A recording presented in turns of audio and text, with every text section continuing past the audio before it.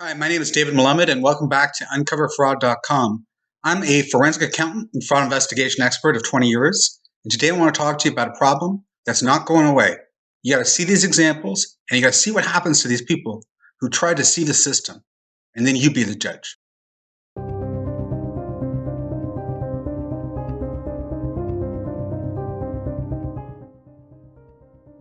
Disability fraud is a big problem across North America. Social Security and Insurance Administration received over 90,000 allegations to investigate. Why is the government sending a $1,200 a month check housing voucher to a woman who lives in $1 million plus home, where even in her application the woman identified her truthful address? A gorgeous Lake Washington home, which was raided by agents. Not the place where you would expect to find down-on-your-luck welfare recipient. But newly unsealed court documents say a woman who receives the welfare payments has been living on this waterfront property for more than 17 years. Property documents show 2,500 square feet home with gardens and big view windows is valued at $1.2 million. The woman, who they suspect posed as a landlord when she applied for the benefits. The woman receives each month a voucher for $1,272 to pay her rent. On top of that, she gets government cash payments for a disability and even an allotment for food. Here is a family in Jacksonville pushing their toddler in a stroller, occasionally looking over their shoulder to make sure no cars are behind them. And on another day, if you watch closely, the hidden camera gets a picture of the individual getting into his truck, and after a few seconds drives away. A few hours later, he pulls back in. It may not seem unusual, but Mr. Calderon has told the government that he is so blind, he is disabled. Here, during another walk, he does not appear to be having trouble seeing this man or the paper he is holding to give directions. Mr. Calderon collected more than $43,000 in disability payments for bilateral blindness. He was also caught on tape mowing the lawn outside of his home.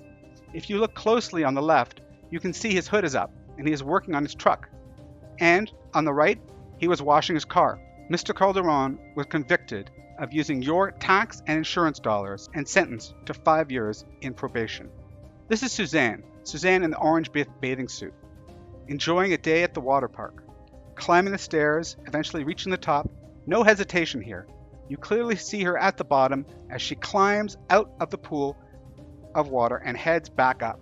Susan is also recorded during a tropical vacation since her claim. Susan collected $112,000 in workers' compensation payments from a fake injury sustained while working for a mail courier. An injury to such a degree that Susan claimed was so severe that she was permanently disabled. Here, she is clearly excited about preparing to take a vacation getaway in the Dominican Republic. The hidden camera captures it all as she loads up the heavy gear off for a bouncy boat ride. Convicted. Another camera's undercover eye, videoing Veronica H., who received more than $390,000 in disability payments. She was caught to be driving after claiming to insurance that she was blind. Here is 44-year-old Crystal using her right arm at Disney World again and again and again. This undercover footage was used to disprove her disability fraud case. According to court documents, the Army veteran claimed 100% disability on that right arm. For more than 6 years, Crystal collected nearly $304,000 in government and insurance money. What Crystal did not know is that undercover investigation was being filmed at her Disney World vacation, getting enough evidence to expose her file. Riedling was found guilty by a federal jury. Prosecutors argued the government theft would have continued if they hadn't been tipped off by Riedling's physicians. Similar videos of workers' compensation and disability frauds showing no signs of disabilities claimed by the injured. The complex web is a racketeering scheme that took in hundreds of thousands of dollars by fraudulently billing at least 20 different insurance carriers. Criminals continue to find new and innovative insurance frauds. For example, Mr. C seems to have needed a lot of help on his way to his disability hearing from his girlfriend. He says he lost his sight in a workplace accident. His application included, I sit in the dark and listen to TV. And I can't move around the house much because I bump into things and hurt myself. Before you start feeling bad for him, take a look at this video. This is Mr. C 1 week before the hearing, smoking, enjoying the view, ashing, knowing where to ash.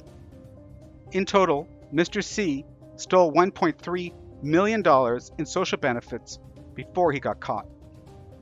More than 7,000 cases are opened each year of suspected fraudsters.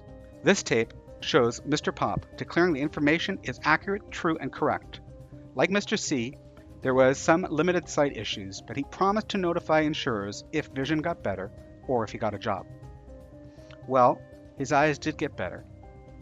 And Mr. Pop started making money.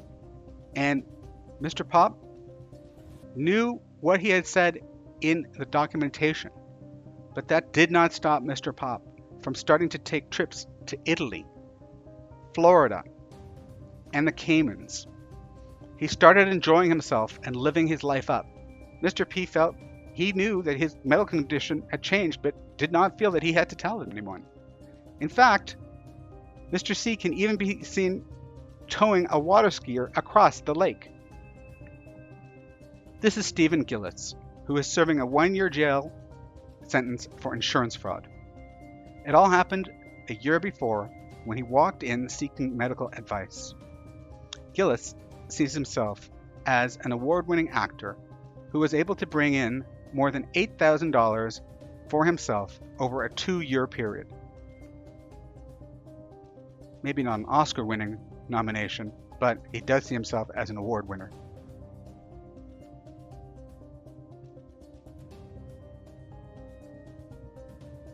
Here, a welfare individual is ID'd and is being approached and asked how they can use government money to buy and then sell the goods for cash at a local Petromart down the road. The interviewer is told to mind their own business, and the fraudster continues to claim, "This isn't fraud, this isn't fraud. Just leave us alone, but this isn't fraud. Who's asking you to mind into my business?" Undercover video sting by investigators found that they were watching a couple who said they could not stand up, let alone work. Well, how surprising is it that they opened a coffee shop and taunted fate by calling it Criminal Coffee, the place to come when you're on the run? Well, were they just asking to get caught? Sounds like it to me. Sorry, guys. Criminal Coffee probably wasn't your brightest idea, especially when you were on the run. Hi and welcome back. My name is David Malamed and I am a forensic accountant and fraud investigation expert. You've been watching UncoverFraud.com. Hopefully you found this video helpful, and if you did, please don't forget to like it and to subscribe below. I look forward to seeing you again. Until next time, God bless.